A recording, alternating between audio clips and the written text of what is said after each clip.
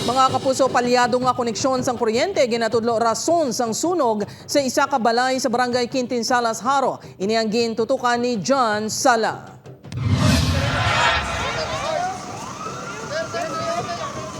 Napuwag ang mga residente sa barangay Quintinsalas, Haro matapos makita ng madamol kag maitom nga aso pasado alas 8 kainas ang aga. Ginala mo nagali sang kalayong balay sang pamilya Bacolod. Maswerte nga nakagwa sa balay ang mga miyembro sang pamilya ila binagi ng senior citizen nga amay antes pa man gitupok sang kalayo ang ila balay. Suno sa mga nakasaksi, madasig ang ginlamon sang kalayo ang balay.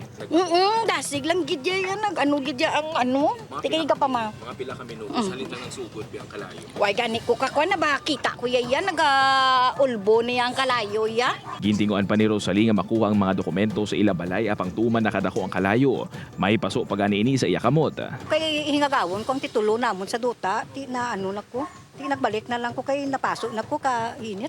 Apisan nga wala na sang bisan isa ka gamit nga nasalbar dako sa gihapon ng pagpasalamat sang pamilya nga silang nakaluwas. Ginatudlo problema sa linya sang kuryente ang gintunaan sa kalayo. Ang breaker, ang amon to nga wala mo malang na. Ambot kito ng asulang.